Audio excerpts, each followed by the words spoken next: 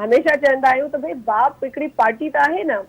हाणे बाप खे तव्हां कहिड़ी उन्हनि सां कहिड़ो तरीक़ो अख़्तियार कयो या हुननि खे कंहिं अल्फाज़ में यादि कयो। अॼु छा वरी कहिड़े बाप जे हुकुम ते इहे सभु कम पिया थियनि। पहिरीं त असांखे ही ॿुधायो वञे। तव्हां ज़रूरु टेक्निकल डिफिकल्टी थींदी हूंदी पर हलाइजो।